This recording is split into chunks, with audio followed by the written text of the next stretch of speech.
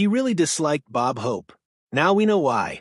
He referred to him as a national treasure on television, but behind the scenes, Johnny Carson disliked Bob Hope. And now, after all those decades of rumors, we finally know why.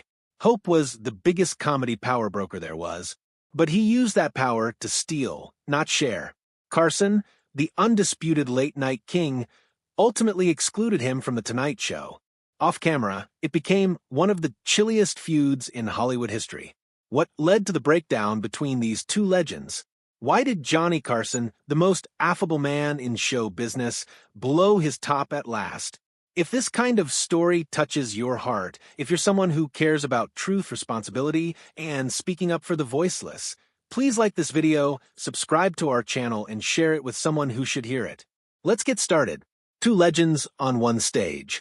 For 3 decades, Johnny Carson welcomed America into his living room 5 evenings a week, with his Midwestern charm, impeccable timing, and real interest in his guests. Carson made The Tonight Show a national institution. When Johnny cracked up, America cracked up with him. When he cocked an eyebrow, everyone on TV knew what he was thinking without saying a word. He hadn't just taken over The Tonight Show. He remade it. Coming after Jack Paar in 1962, Carson took what had been a wild, sometimes contentious show and turned it into television gold. Where Paar was volatile and unpredictable, Carson was calm and controlled. His Nebraskan quietude provided the ideal foil for humor. His responses were frequently wittier than the one-liners. Johnny knew television as well as anybody, said his longtime sidekick Ed McMahon. He knew just the right time to hold a gaze, just the right time to cut in on a story, just the right way to rescue a guest who was tanking. It wasn't about natural talent. It was about craftsmanship. Bob Hope, for his part, had constructed an entertainment empire across vaudeville, radio, movies, and TV. 7 decades in show business made him greater than a star. He was an American institution. Presidents invited his presence. The military loved him for his endless USO tours. His Christmas specials were an American tradition, earning tens of millions of viewers well into the 1970s. England-born and Cleveland-raised, Hope had mastered every medium he undertook.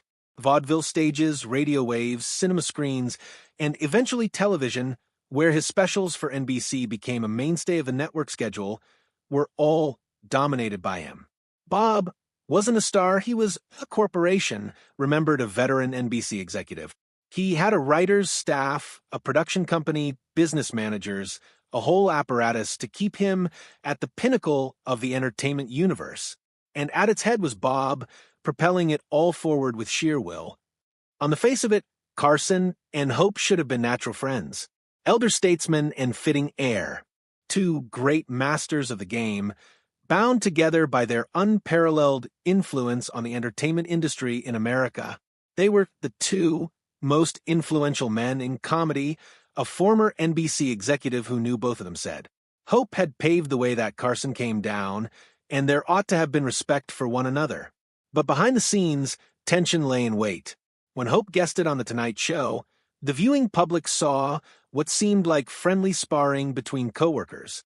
Carson introduced Hope with deference, calling him the greatest entertainer of our time and a true American treasure. Hope shot back with his familiar rapid-fire monologues and self-deprecating wisecracks. But the people who worked on the show knew better. The smiles vanished the moment the cameras went off.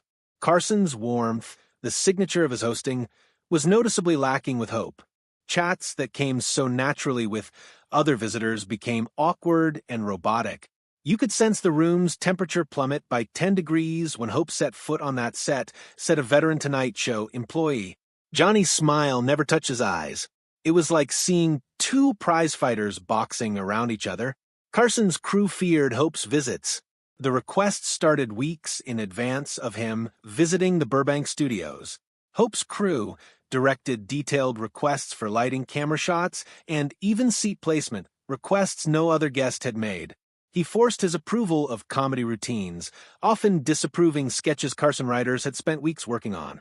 Hope made it to The Tonight Show like it was his and not Johnny's, recalled a former production assistant. His team would move furniture around, adjust lights, even tell cameramen where to stand. No other guest would have dared to do that, not even presidents or movie stars. But Hope made like he owned the joint. The query taunted Hollywood executives for years. Why? What had fueled so much hate between two comedy giants? The response was multi-layered. Initially, there was a conflict of comedic ideologies. Hope's approach had been revolutionary once.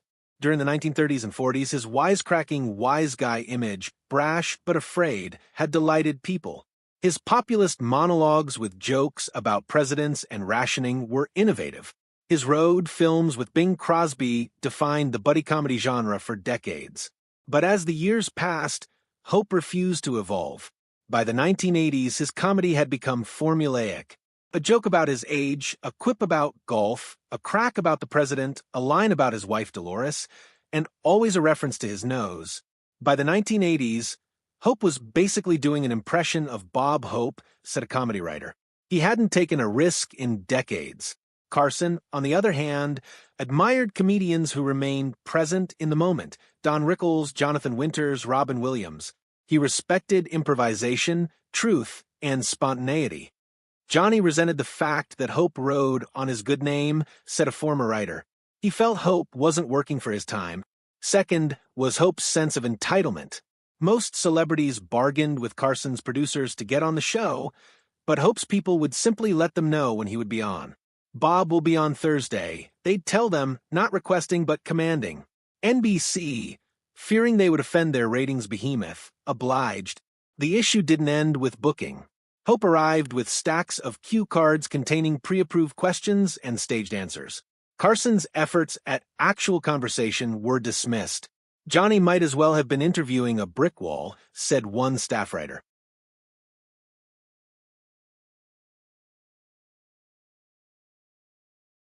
Carson grew increasingly frustrated. He took pride in real interaction with his guests. He studied for every interview. He read books by writers, saw movies by directors, listened to albums by musicians. He wanted guests to return the favor halfway with real conversation. Hope, on the other hand, used The Tonight Show as a free plug. It was a one-way street, explained a former segment producer. Hope arrived to promote his specials. He gave nothing in return. Even worse, Hope treated writers poorly. Many legends, Mel Brooks, Neil Simon, Larry Gelbart, got their start working for Hope, but few remembered the experience fondly. He paid poorly and offered no recognition. Carson, by contrast, respected his team, even crediting writers on air. Johnny believed comedy was a craft. One writer said, Hope believed it was a factory. By the late 1980s, Carson's patience was gone. Quietly, discreetly, he snapped. The order came down, don't book Hope anymore. There was no public feud, no harsh words in the press. Carson never explained his decision, not even when asked directly. But inside NBC, the ban was understood.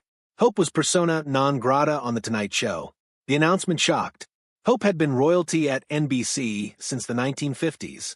His specials remained top ratings getters, but Carson's authority was absolute.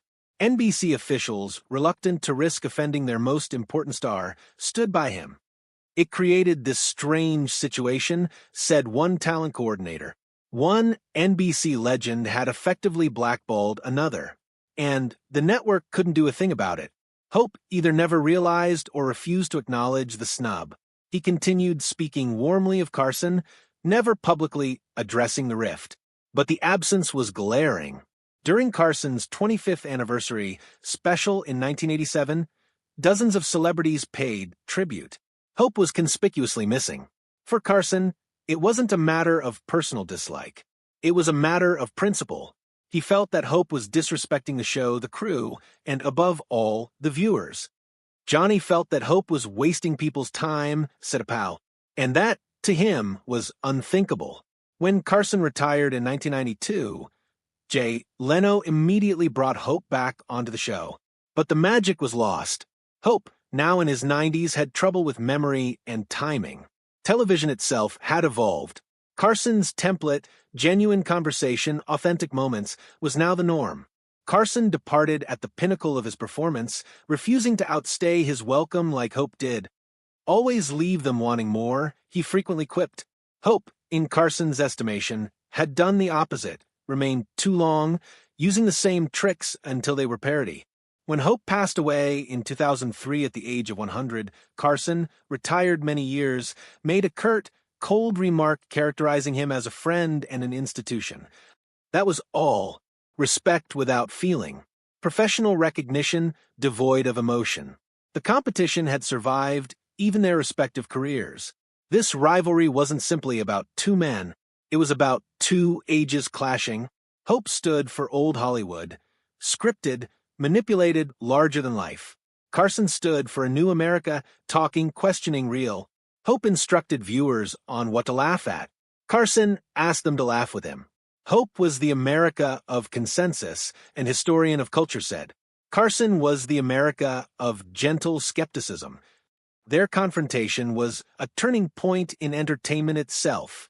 When Carson banned Hope, he wasn't simply spurning a guest. He was spurning an old model of show business. He was essentially saying that the future was for authenticity, not prepackaged artifice. Jimmy Fallon, Stephen Colbert, Jimmy Kimmel, today's talk show hosts, all adopt Carson's model. Authentic interaction, unscripted laughter, honest-to-goodness conversation. Bob Hope's cue cards and stiff routines now appear from another era. Johnny Carson's unspoken feud with Bob Hope reminds us legends are not immune to the ravages of time, pride, and ego, and it tells us how one man's values change television forever.